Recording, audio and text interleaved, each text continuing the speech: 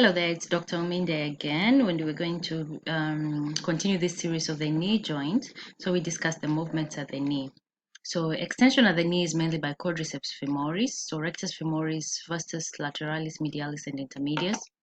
And knee flexion is by mainly the hamstrings, okay, semimembranosus, semitendinosus, biceps femoris, and the hamstring portion of adductor magnus. And this flexion is assisted by gastrocnemius, gracilis, and sartorius. So then medial rotation, there's some slight rotation at the knee, medial and lateral rotation. So medial rotation is by semimembranosus and semitendinosus. Remember, they insert towards the medial aspect. And lateral rotation is by biceps femoris inserting onto the head of the fibula. So we have what you call locking and unlocking of the knee, which I tried to explain in a previous lecture. So remember, the medial condyle of the femur is narrower and longer. Okay, so when you want to extend from a flexed position, to extend the knee from a flexed position, as you extend, the lateral condyle of the femur completes full rotation, completes full rotation before the medial condyle. The lateral condyle of the femur becomes fully extended before the medial condyle of the femur is fully extended. What I mean is, remember at the knee joint, we have medial and lateral tibiofemoral condylar joints. So the lateral tibiofemoral condylar joint achieves extension before the medial because the medial femoral condyle is longer. So how do you make the medial femoral condyle to complete its extension? So the femur now has to rotate medial in relation to the tibia. So it turns medially on the surface of the tibial condyles. And that way, you lock the knee and you achieve full extension. Then what happens during unlocking? Unlocking of the knee is required before you can flex the knee from a completely extended position. And muscle popliteus is what causes unlocking of the knee. So when popliteus contracts, it will cause the fully extended knee, it will cause the femur to rotate laterally in relation to the tibia. So unlocking involves lateral rotation of the femur on the tibial condyles, okay? And that way, you are able to unlock the knee and allow flexion.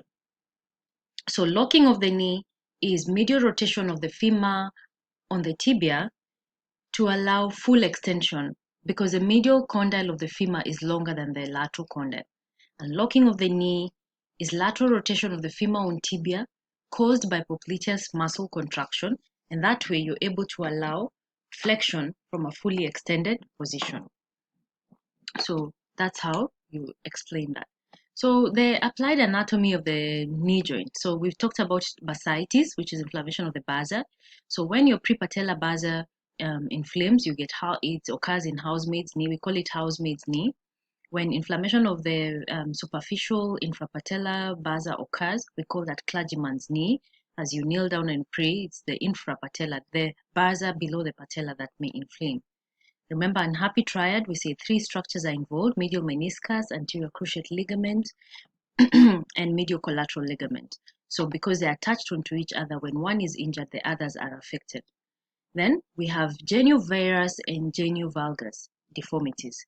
So how do you explain genu varus and genu valgus? You need to understand the alignment of the knee. We have what you call a Q angle. Okay, so Q angle is a measure of axis of pull of quadriceps tendon and that of the ligament of patella. So how do you measure? So the pull of ligament of patella is a line drawn from anterior superior iliac spine to the center of patella. Anterior superior iliac spine to center of patella. Okay, so anterior superior iliac spine to the center of patella. That's the pull of ligament patella. Then the quadriceps tendon pull is a line from tibial tuberosity to center of patella. So from the tibial tuberosity to the center of the patella. Okay. So those two, where they intersect, you form a Q angle, and a normal Q angle is 15 to 20 and is usually larger in females than in males, of course, because of the larger pelvis. So larger Q angle means that the patella will track laterally. So that is why lateral dislocation of the patella is more common in females than in males, because we have a larger Q angle and because of a wider pelvis.